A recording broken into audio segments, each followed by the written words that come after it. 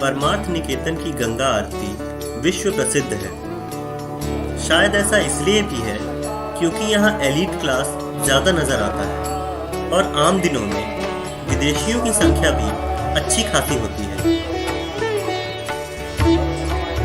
जबकि ऋषिकेश के ही अन्य घाटों पर आपको आरती के समय इतनी भीड़ नहीं नजर आती।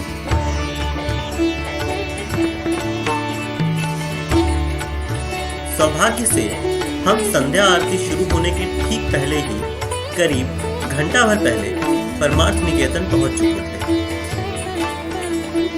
और थोड़ी ही देर बाद आरती की तैयारी भी होने लगी। परमार्थ निकेतन घाट से करीब 10 से 15 मीटर की दूरी पर गंगा जी में ही एक सीमेंटेड चबूतरा बना है, जिस पर दर्शनार्थियों के बैठने की व्यवस्था होती है। इसी चबूतरे पर भगवान शिव की वह प्रसिद्ध मूर्ति भी है, जिसे ऋषिकेश से जुड़ी प्रायः सभी खबरों में फ्रंट पेज पर छापा जाता है।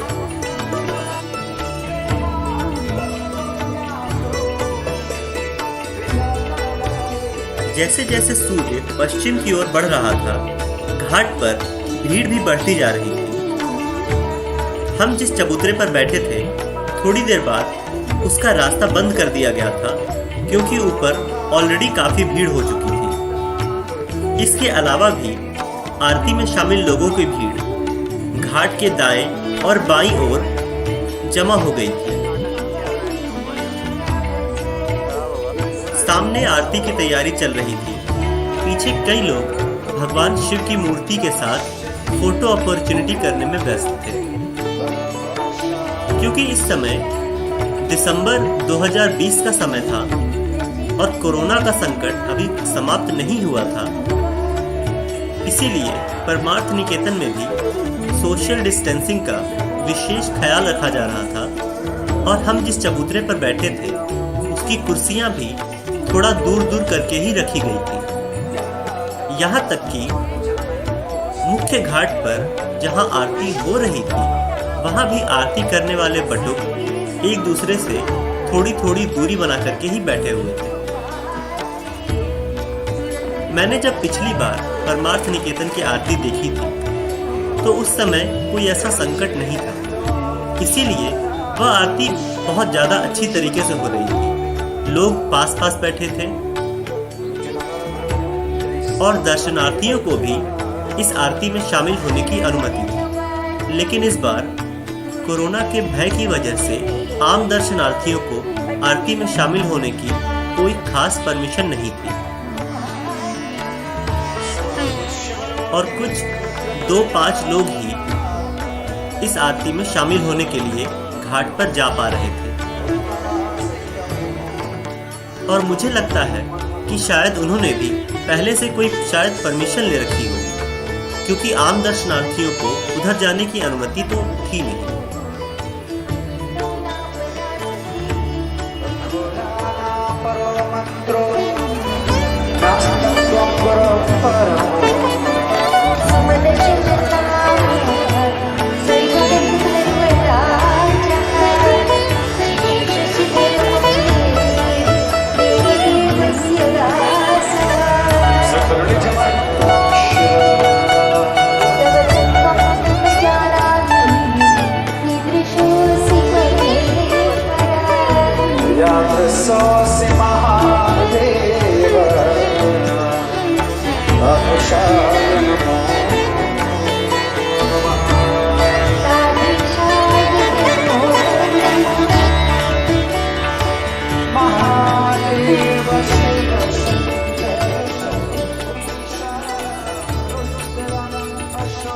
हमारे भारत देश में जितना महत्व नदियों में गंगा का है, उतना किसी भी अन्य नदी का नहीं है। गंगा उत्तराखंड के ही गंगोत्री से या यूं कहें गौमुख से निकलती है और ऋषिकेश, हरिद्वार, वाराणसी, प्रयागराज, कलकत्ता इत्यादि शहरों से होते हुए बंगाल की खाड़ी में विलीन हो जाती है। और जहाँ जहाँ माँ गंगा गुजरती है, वहाँ वहाँ इनके घाटों पर आरती अवश्य होती है। चाहे वह आरती देवप्रयाग की हो, ऋषिकेश की हो, हरिद्वार की हो, काशी की हो या किसी अन्य स्थान की, गंगा आरती हर जगह देखने योग्य ही होती है। और हर जगह की आरती की अपनी एक विशेष महत्ता होती है।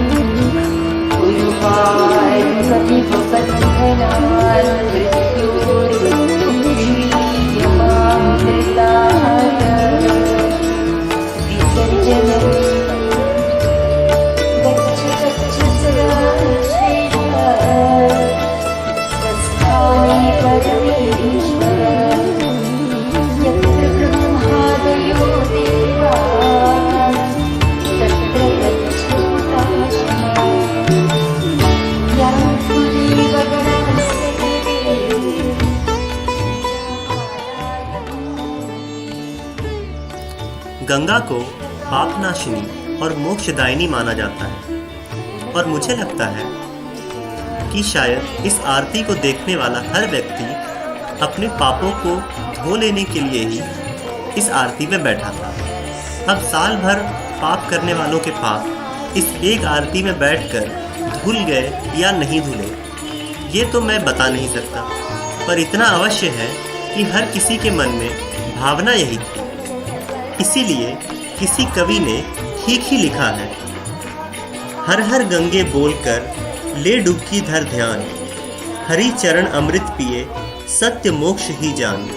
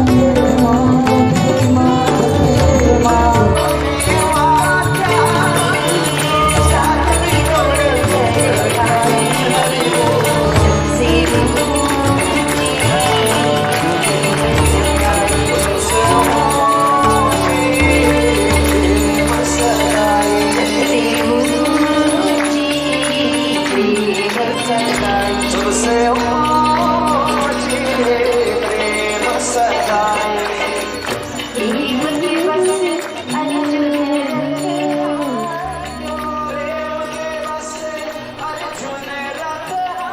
जैसे जैसे शाम ढलती जा रही थी, इस आरती का रस बढ़ता ही जा रहा था। आसमान के एक ओर अंधेरा छा रहा था और दूसरी ओर सूरज की लालिमा नजर आ रही थी। और बीच में स्थित ऋषिकेश और रोशनी से नहाया हुआ परमार्थ निकेतन का यह घाट, और उस पर भी अनेक दिव्य प्रकाश पुंज जल उठे थे और सभी प्रकाश पुंजों से माँ गंगा की आरती उतारी जा रही थी।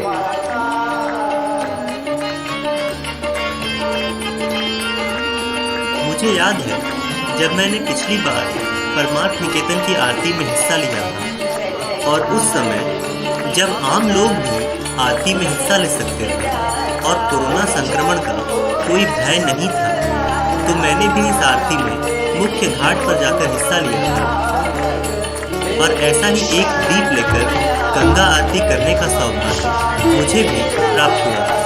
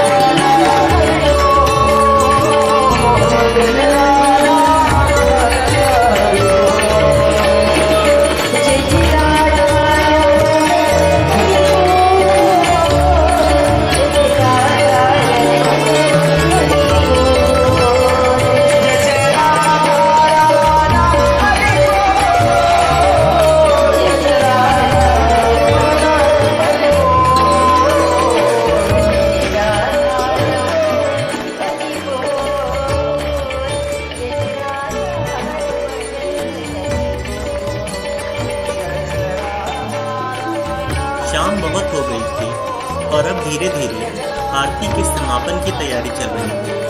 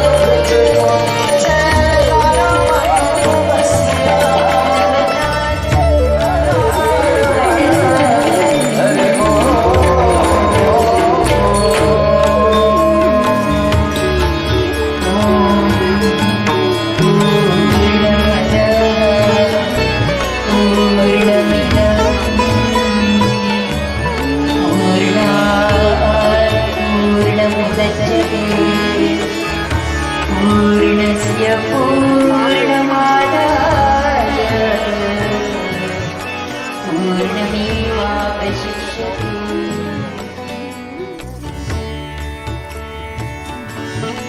आप उत्तराखंड में कहीं भी जाएंगे तो आपको ऋषिकेश से गुजरना ही पड़ेगा। उत्तराखंड के सभी टूरिस्ट प्लेसेस का और सभी धर्म स्थलों का अगर कहें तो प्रवेश द्वार ऋषिकेश ही है। इसीलिए मैं तो यही समझता हूँ कि अगर ऋषिकेश आना ही है तो कम से कम यहाँ एक दिन का स्टे लेकर आना चाहिए, क्योंकि गंगा जी में स्नान करने का सौभाग्य बार बार नहीं मिलता। और अगर घाट परमार्थ निकेतन का हो और आपको संध्या आरती देखने का मौका मिले तो इसे भी गंवाना नहीं चाहिए। तो अगली बार जब भी उत्तराखंड यात्रा पर आएं, परमार्थ निकेतन और यहाँ की आरती जरूर देखें।